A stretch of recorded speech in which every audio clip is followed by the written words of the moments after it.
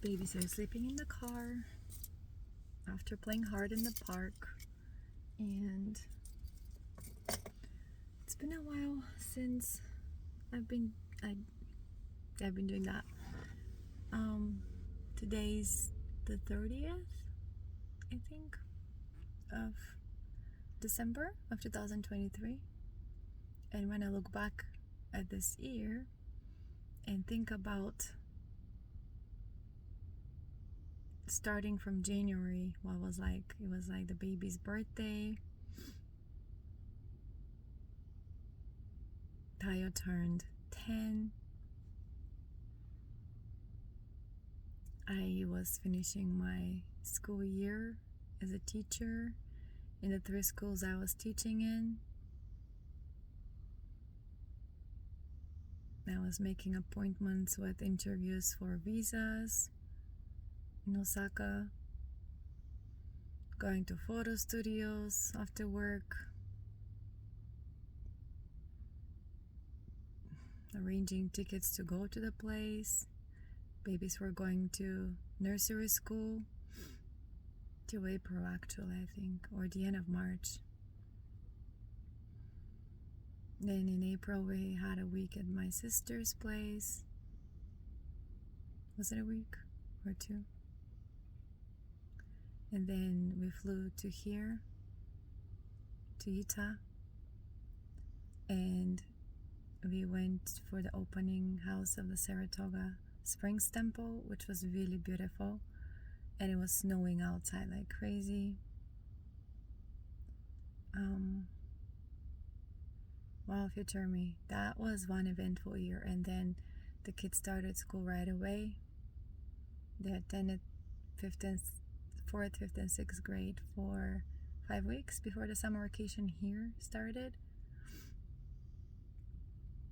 Kids made lots of friends. Friends could come over. My boys could go to their houses. They could have night games at night and play. Come back all like sweaty and dirty and bruised knees and elbows because they fell in the dark and the slippery from the sprinklers of the neighborhood. Glad they came always in one piece though. We had walks with the babies, park time. Mommy was juggling with 4 classes in the summer, I think. No, it was actually 2, and 4 classes, so 2, and then they finished quickly, and another 2, and then they finished quickly, and it was the fall. Fall was the hardest thing I've ever done after the C-section. It was really hard. Kids went to 5th, 6th, and 7th grade. Now is the winter break. Now the boys can go to other people's houses to hang out with. And we spent the holidays with friends. We visited lots of people, invited us over, and I had to learn how to drive to those places. And I'm grateful for the driving that I have done in Japan, because over there was really complicated for me. Here it's complicated too, but the highway is just, you can read everything is just so much easier. And if I make a mistake, I can fix it somehow. I can go back to the road somehow, but definitely I feel here, if I ask for help, people would help me. People understand me.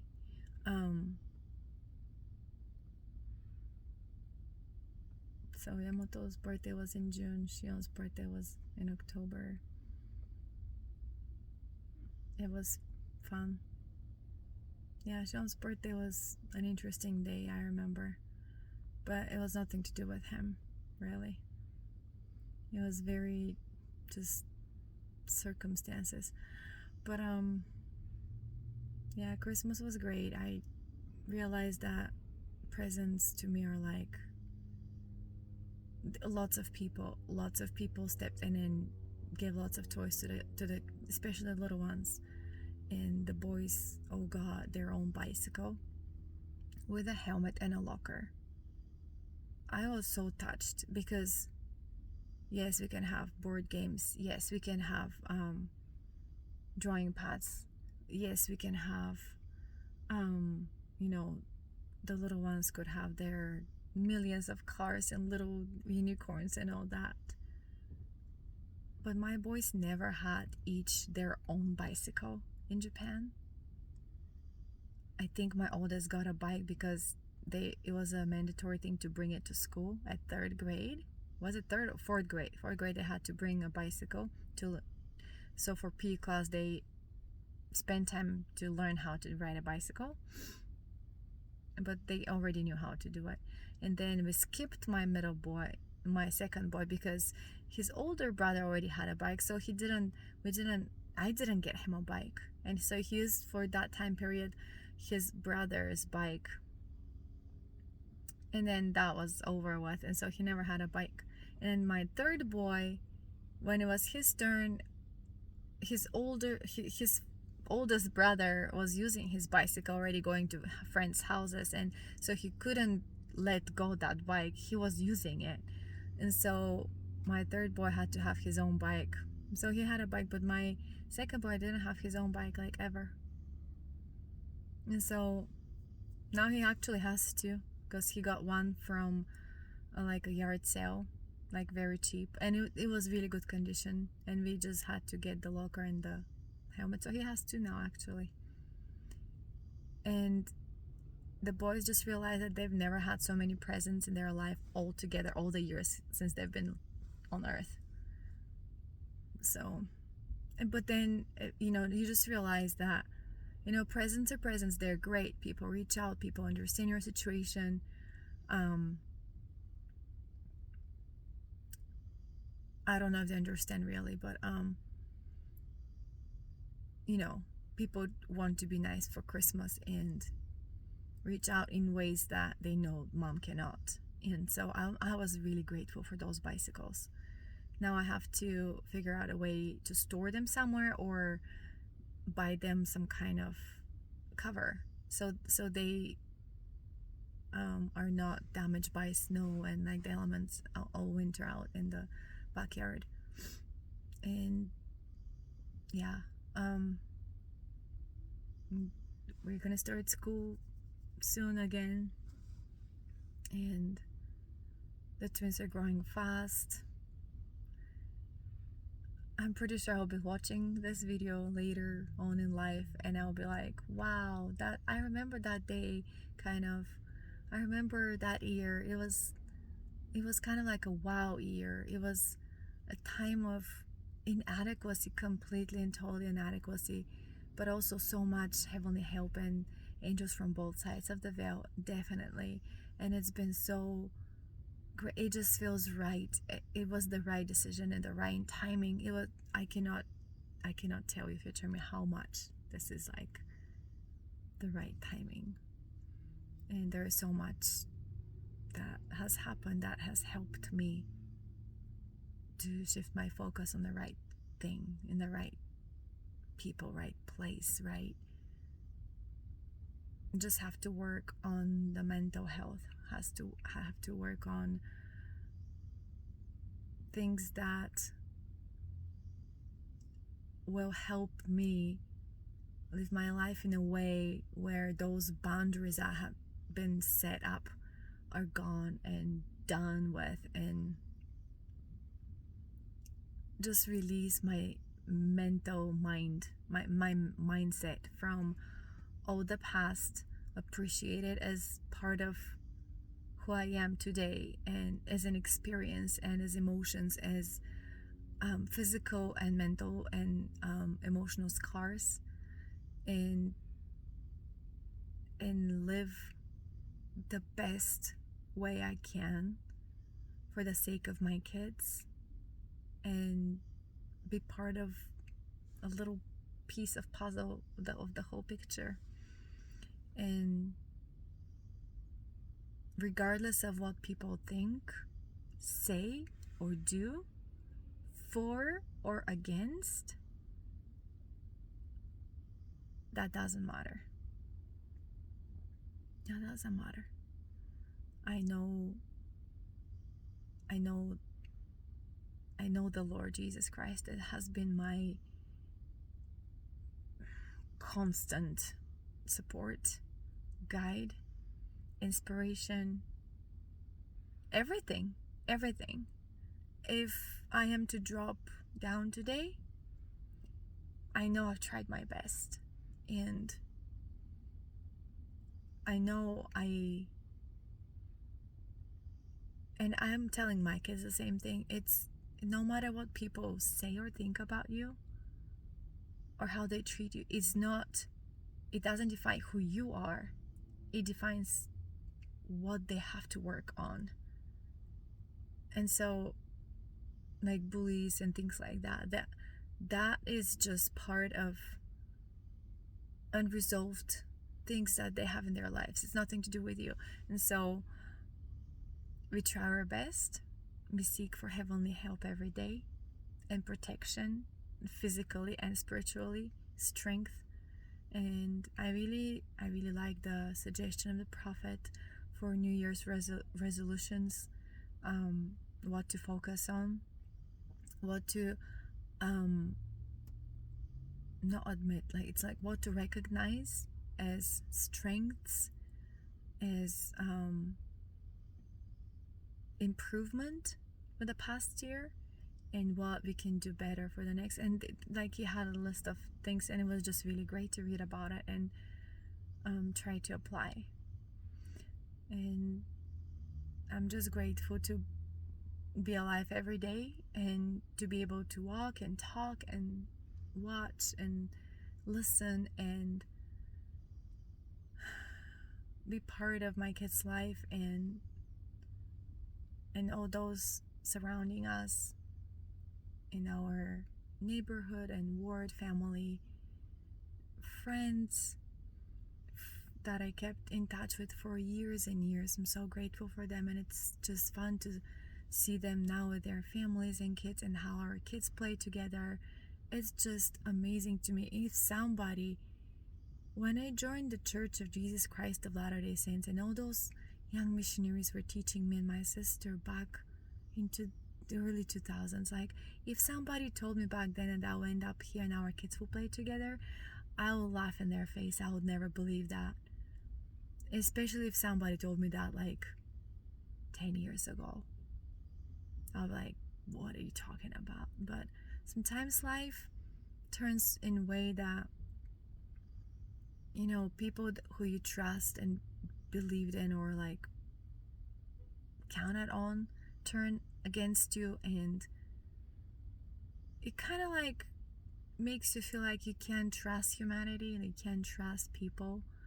But it's not that. It's not like that. It's just I found out that like if I try my best, doesn't matter how the others treat or decide to behave, and what choices they take. Nobody's perfect, and I'm not either. And so, but I have the desire to be better. I have the desire to improve, and so that when the Savior comes again, I can recognize him and I can hopefully meet with him and go through life together and see how it goes from there. But I've learned a lot going to the temple, and it's been my goal for I don't know how many weeks now to go once a week, and it's been great. It's been an eye-opener, and it's helped me and my kids a lot. If my kids see that the temple is important for mommy and she puts it as a goal, and they watch their younger one, the little ones, then it will be hopefully a very, very important goal for them as well. And anyways, I don't really have so much what to share, but besides grateful, I'm grateful beyond for people in my life here and for my family. We're a family of 6, and we stick together. And I love my kids more than my own life. And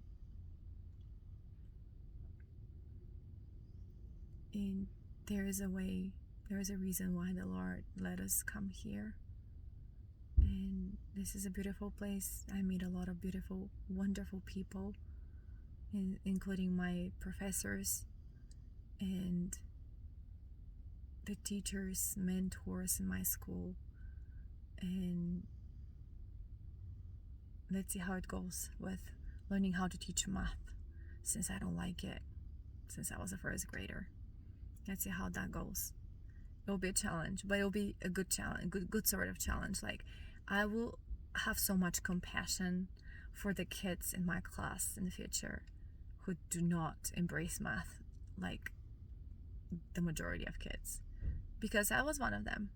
And my professor, my teacher in my university who is teaching me math, he said the same thing. It's like, you can relate to them and you can make it so that they can understand it better. You can help, you can guide, you can I will have to learn all those terminologies all over again in English, so it'll be fun, especially geometry. Love it. I actually do not hate math anymore because I'm an adult now, and then I can see how it's very, very applicable. Even fractions in cooking recipes. Here everything is 2/3 and 1/3 and 3/4 of everything. So I can see how it's applicable, and I can see how my kids can help me that, because we're like in the same page right now. I'm learning to be an elementary school teacher, and they're there and they're learning the same math. So when I say those terms, they're like, oh, I've heard that. We learned that last week or something like that. So we're all kind of like in the same page, like we're studying the same thing. And so it's the timing, everything. It's been just, I'm really humbled to realize that it's just, and I'm grateful for the prayers of all people who I know or I don't know. And I'm grateful for all the good and all the great and all the challenges and everything of it. Because honestly, life is not supposed to be just smiles and perfection and perfect cleanliness everywhere, and I don't know, it's just, I've been to people's houses where it's so messy and so crazy, and it just feels so good inside, because it's not the place, it's just the people and how you feel. And yeah, I'm one of those people that likes clean a lot. But I remember after my 3 boys were born and like all over the place, I was like, that's it, I'm giving up on that. I cannot catch up with that. It's like the constant laundry, the constant toys, you're stepping on it and you cry.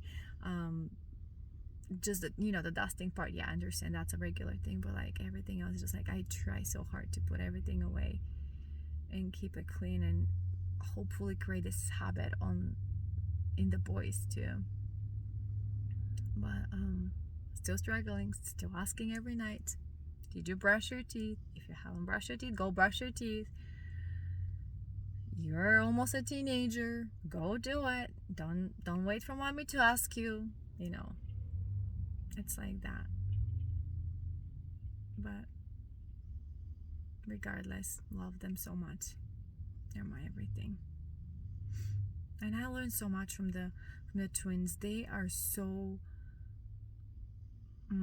into the details, and they are so well observant people, and very friendly and very cute, and they just melt everybody's heart, and they have been a blessing beyond comprehension and explanation. They have been, as much as I feel like because of them it's hard to do this and it's hard to do that, like I had to find many times people to watch them so that I could go for an hour of observation of classes. it's been challenged, but somehow things worked out, and somehow people show up in the last minute. They're like, yeah, we can do, and they're like people I can trust, and they have been teaching me a lot in different ways, with their attitude, with the way they express themselves, with how they communicate with each other. It's just so cute. Like baby boy wakes up one morning and his sister's still sleeping because she loves to sleep as much as she can, and they're right now sleeping in the car too. But he wakes up and he goes around the bed on the other side where she is, and he's like, "Mommy, my best friend is still sleeping." How cute is that? How adorable is that? Like, he understands that that's his best friend, and that she's still sleeping, so he's bored. And so it's been, having them in my life is like something I will never ever stop being grateful for. And just, they are the best, and their brothers love them, and they try to spend as much time as they can with them when they're not on their devices. But boys are growing up, they're getting smarter, they are understanding a whole lot more, and the culture and the lifestyle here. They're observing. If they don't understand something, they ask me, what does that mean, or how do you use this phrase, or what that person said something, what does that mean? And like it, and their teachers are so great and understanding as well. So it's been great. So in the next year, starting tomorrow is Christmas and New Year's Eve. I think how it will start New Year is like more focusing on the what I'm grateful for than what I want. Or it's good to have goals. Definitely, it's good to have goals. And for the boys and the kids, it's good to have goals, because if you don't have goals, it's just like you're allowing on the circumstances to affect you and not you to be in charge. And so, but I'll focus much more on being grateful and recognize the blessings, be grateful for them, and seek more guidance, heavenly guidance. Because everything in this life is just so temporal and so important and meaningful, but also not as, for me, not as important as, like, I don't care if I'm gonna be, what kind of shoes I'll be wearing, or what kind of clothes I'll be wearing, or what brand is this and that. Those things are not appealing to me. Never have been, never will be, I think. It's just, my focus is elsewhere. It's not just like how my hair is gonna look like, or makeup. Oh my goodness, I haven't put makeup, I don't know. Probably the last time was a little bit for a picture or something, like mascara. And no, I don't really do that. You know how people transform their faces into a completely different person and hide all the spots and the wrinkles and everything. Yeah, no. Or like wave their hairs in different ways. My hair got wavy, I don't know when it was the last time I cut it. Anyway, so that's not, and you know, it's just self-care. What is that? But it's important, I guess. It's important. Anyways, I'm not going anywhere with that. But yeah. Let's see what 2024 brings, and let's pray hard for acceptance of everything that's gonna happen, and turn those lemons into lemonade, and be positive and happy even when you want to cry. Anyways,